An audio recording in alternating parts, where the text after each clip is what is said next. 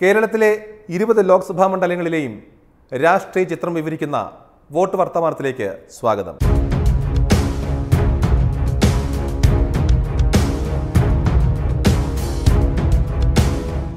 ചുവപ്പ് കോട്ട എന്നാണ് കണ്ണൂർ അറിയപ്പെടുന്നത്.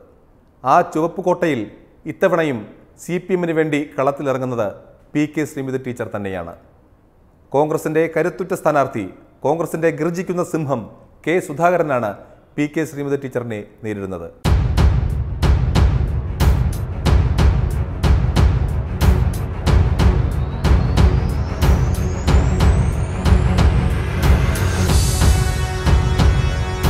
സ്ഥാനാർത്ഥി നിർണയത്തെക്കുറിച്ചുള്ള ആദ്യവട്ട ആലോചനകളിൽ തന്നെ PK ശ്രീമതി കണ്ണൂരിൽ മത്സരിക്കും എന്ന് ഉറപ്പായിരുന്നു. അതുകൊണ്ട് പ്രചാരണവും നേരത്തെ തുടങ്ങി.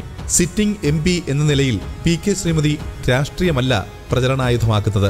MP-ആയി തെരഞ്ഞെടുക്കപ്പെട്ട ശേഷം 5 വർഷം കൊണ്ട് താൻ ചെയ്ത വികസന പ്രവർത്തനങ്ങളാണ് PK ശ്രീമതി പ്രധാനമായും ജനങ്ങളോട് പറയുന്നത്. BJP സർക്കാർ രാജ്യം ഭരിക്കുമ്പോൾ ഏറ്റവും പ്രതികൂല കാലാവസ്ഥയിലും കണ്ണൂരിൽ വികസനമെത്തിക്കാനായി എന്നാണ് PK ശ്രീമതി അവകാശപ്പെടുന്നത്. ഒപ്പം സംസ്ഥാന സർക്കാരിന്റെ വിവിധ പദ്ധതികൾ ജനങ്ങൾക്ക് നൽകുന്ന ആശ്വാസവും ശ്രീമതി എടുത്തു പറയുന്നു. ചിലപ്പോഴെങ്കിലും കണ്ണൂരുകാർ കോൺഗ്രസുകാർക്കൊപ്പം നിന്നിട്ടുണ്ട്. അത് ഇനി നടക്കില്ലെന്നാണ് CPM-ന്റെ വിശ്വാസം. രാഷ്ട്രീയത്തിന് അമിത പ്രാധാന്യം കൊടുക്കാതെ വികസന പ്രവർത്തനങ്ങളിലൂന്നി PK ശ്രീമതി വോട്ട് ചോദിക്കുന്നതും അതുകൊണ്ട് തന്നെ. കേരളത്തിലുടനീളം ഇടതുപക്ഷ ജനാധിപത്യ മുന്നണിക്ക് അനുകൂലമായിട്ടുള്ള രാഷ്ട്രീയ സ്ഥിതിഗതികൾ തന്നെയാണ് ഉള്ളത്. അതിൽ അല്ല എന്ന് വരുത്താൻ വേണ്ടി നടത്തുന്ന ശ്രമം തീർത്തും തെറ്റായിട്ടുള്ളൊരു കാര്യമാണ്. കണ്ണൂരിനെ സംബന്ധിച്ച് എൻ്റെ അനുഭവത്തിൽ പറയുകയാണെങ്കിൽ കണ്ണൂരിൽ ഏത് ഭാഗത്ത് പോയാലും വളരെ പോസിറ്റീവായി വളരെ സന്തോഷത്തോടെ LDF-നെയും സ്ഥാനാർത്ഥിയെയും സ്വീകരിക്കുന്നൊരു കാഴ്ചയാണ് കാണാൻ കഴിയുന്നത്.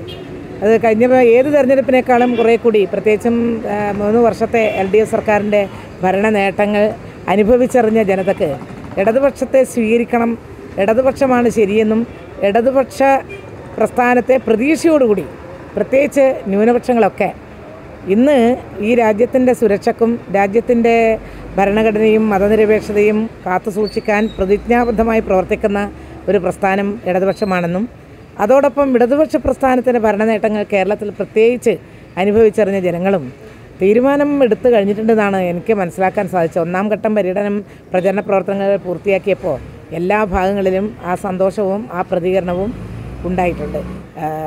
എന്നെ സംബന്ധിച്ച് പറയുകയാണെങ്കിൽ വളരെ അനുകൂലമായ ഒരു രാഷ്ട്രീയ സാഹചര്യവും ജനങ്ങളുടെ മനോഭാവവും LDF-ന് അനുകൂലമാണ്. വലിയ ഭൂരിപക്ഷത്തിന് കണ്ണൂർ പാർലമെൻറ്റ് മണ്ഡലത്തിൽ ജയിക്കും എന്ന വിശ്വാസമാണ് എന്നെ സംബന്ധിച്ചിടത്തോളം. കൃത്യമായിട്ടുള്ള ദിശാബോധത്തോടെയും നയ സമീപനത്തിൻ്റെ കാര്യത്തിലും BJP-ക്കും കോൺഗ്രസിനും ബദലായിട്ടുള്ള ഒരു സമീപനം സ്വീകരിച്ചു കൊണ്ടുപോകുന്ന ഒരു പ്രസ്ഥാനമാണ് CPIM-ഉം ഇടതുപക്ഷ പ്രസ്ഥാനവും. ഇടതുപക്ഷ പ്രസ്ഥാനത്തിന് കൃത്യമായിട്ട് നയപരിപാടികളുണ്ട്. അതിൻ്റെ അടിസ്ഥാനത്തിലാണ് വോട്ട് ചോദിക്കുന്നത്. ഈ ഗവൺമെൻറ്റിൻ്റെ നയപരിപാടികൾ തികച്ചും കോൺഗ്രസിൽ നിന്ന് വ്യത്യസ്തമാണ്. കോൺഗ്രസിനെ വിശ്വസിക്കാൻ എങ്ങനെ സാധിക്കുമെന്നുള്ളത് അവർ തന്നെ പറയട്ടെ എന്നേ ഞാൻ പറയുള്ളൂ. PK ശ്രീമതിയോട് 2014 പരാജയപ്പെട്ടതിന് ശേഷം K സുധാകരൻ കുറച്ചുകാലം രാഷ്ട്രീയ വനവാസത്തിലായിരുന്നു. പിന്നീട് K സുധാകരൻ KPCC പ്രസിഡന്റാകും എന്ന് വരെ കേട്ടു. ഒടുവിൽ KPCC-യുടെ 4 വർക്കിംഗ് പ്രസിഡന്റുമാരിൽ ഒരാളായി രംഗത്ത് സജീവമായി. നിയമസഭാ തെരഞ്ഞെടുപ്പിൽ ഇടതിനൊപ്പമായിരുന്നു ഭൂരിപക്ഷം നിയമസഭാ മണ്ഡലങ്ങളും. എന്നാൽ ലോക്സഭാ തെരഞ്ഞെടുപ്പിൽ ആ സ്വഭാവമാകില്ല കണ്ണൂരിൻ്റേത് എന്നാണ് കോൺഗ്രസിന്റെ വിലയിരുത്തൽ. CPM-ന്റെ അക്രമ രാഷ്ട്രീയത്തിന് എതിരായും വികസനമെത്താത്ത നാടാണ് കണ്ണൂരെന്നുമാണ് K സുധാകരന്റെ പ്രചരണത്തിന്റെ തുറപ്പുചീട്ട്. പ്രചരണത്തിന്റെ 3ാം ഘട്ടത്തിന്റെ തുടക്കത്തിൽ തന്നെ രാഹുൽ ഗാന്ധി വയനാട്ടിൽ എത്തി പ്രകടന പത്രിക സമർപ്പിച്ചതോടെ കണ്ണൂരിലെ UDF പ്രവർത്തകരും ആവേശത്തിലാണ്. കണ്ണൂരിലെ രാഷ്ട്രീയ സാഹചര്യം 100% നമുക്ക് അനുകൂലമാണ്.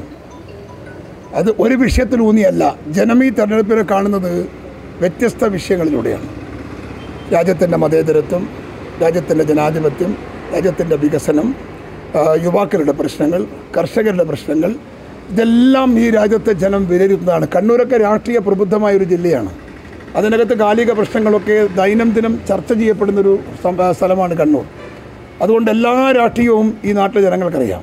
നരേന്ദ്രമോദിയുടെ ഭരണരംഗത്തുണ്ടായ പരാജയം മുതൽ പിണറായി വിജയൻ്റെ ഭരണരംഗത്തുള്ള പരാജയം വരെ അക്കമിട്ട് എണ്ണിപ്പറയാൻ ഈ നാട്ടിലെ സാധാരണ തൊഴിലാളികൾക്ക് സാധിക്കും. ഇവിടെ ജനാധിപത്യ സംവിധാനമാണ്. 70 കൊല്ലം കഴിഞ്ഞു. ഇവിടെ അക്രമം അരങ്ങ് തകർക്കുക. ജനം ചിന്തിക്കില്ലേ? ജനാധിപത്യ സംവിധാനത്തിൽ എന്താ ബോംബിനും വാളിനും എന്താ പ്രസക്തി? ഇവിടെ ആളുകളെ നിരന്തരം കൊല്ലുകയാണ്. എത്ര ചെറുപ്പക്കാരെ കൊന്നൊടുക്കി, എത്ര അമ്മമാരുടെ കണ്ണുനീര് രാജ്യത്തിൻ്റെ ദുഃഖമായി മാറി. ഓരോ ചെറുപ്പക്കാരനും നഷ്ടപ്പെടുമ്പോൾ ഇനിയൊരുത്തൻ മരിക്കരുത് എന്ന് നാട് പ്രാർത്ഥിക്കുകയാണ്. രാഷ്ട്രീയത്തിന് അതീതമായി ഒരു തെളിയ സമൂഹം കൊലപാതകം പിന്നെയും തുടരുകയാണ്. അതും മൃഗീയമായ ബ്രൂട്ടൽ മർഡർ. ഈ ലോകത്തിൽ ഒരു ഭീകരവാദികളും ചെയ്യാത്ത, മൃതദേഹത്തോട് ഇത്രമാത്രം ക്രൂരത കാണിക്കുന്നത് കാട്ടിലെ മൃഗങ്ങൾ പോലും കാണിക്കില്ല. അത്രയും ഭീകരമായിട്ടാണ്.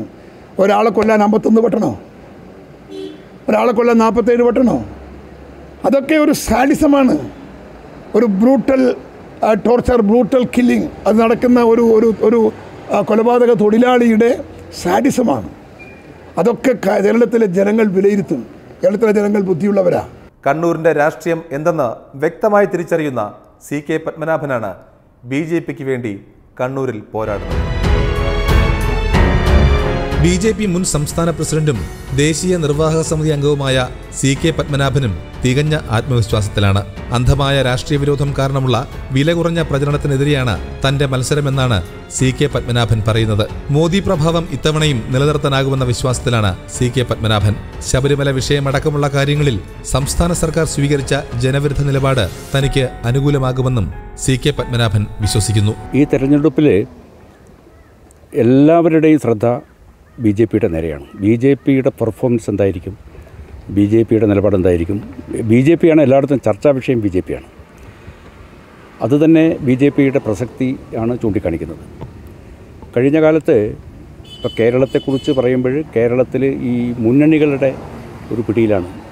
ഇപ്പം കേരള സംസ്ഥാനം രൂപീകൃതമായിട്ട് 63 വർഷം കഴിഞ്ഞു. ഏതാണ്ട് ഈ 60 വർഷമായിട്ട് മുന്നണി രാഷ്ട്രീയമാണ് ഇവിടെ കേരളത്തിലുള്ളത്. ഒരു പാർട്ടിയും ഒറ്റയ്ക്ക് ഇവിടെ മത്സരിക്കാൻ തയ്യാറായിട്ടില്ല. ആ മുന്നണികളോട് കേരളത്തിലെ ജനങ്ങൾക്ക് സത്യത്തിൽ ഒരു മടുപ്പ് തുടങ്ങിയിട്ടുണ്ട്. ഇവരെ കൊണ്ട് പ്രത്യേകിച്ച് പ്രയോജനമൊന്നുമില്ല.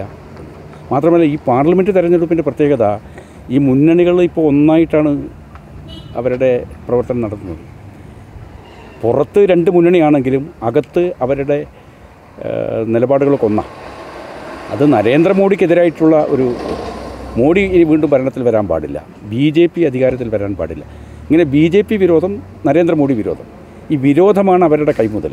അങ്ങനെ വിരോധം കൈമുതലാക്കിയിട്ടുള്ള ഒരു രാഷ്ട്രീയ പാർട്ടികൾക്കോ അവരുടെ മുന്നണികൾക്കോ നമ്മുടെ രാജ്യത്ത് ഒരു നന്മയും ചെയ്യാൻ വേണ്ടി സാധിക്കില്ല. അപ്പോൾ നിഷേധാത്മക രാഷ്ട്രീയത്തിൻ്റെ വക്താക്കളാണ് LDF, UDF. ജനമനസ്സുകളിൽ ഞങ്ങൾ ചെയ്തിട്ടുള്ള ത്യാഗം, ഞങ്ങളുടെ പ്രവർത്തകന്മാരാണ് അറസ്റ്റ് ചെയ്യപ്പെട്ട് ജയിലിൽ പോയത്. ഞങ്ങളുടെ 100 കണക്കിന് പ്രവർത്തകന്മാരുടെ പേരിൽ ഇപ്പോഴും വലിയ വലിയ വകുപ്പുകളിൽ കേസെടുത്തിട്ടുണ്ട്. അത്തരത്തിൽ ഒരുപാട് ഉപദ്രവങ്ങൾ ഇപ്പോഴും ഞങ്ങൾ നേരിടുന്നുണ്ട്. പക്ഷേ ഈ കോൺഗ്രസ് എന്ത് ചെയ്തു?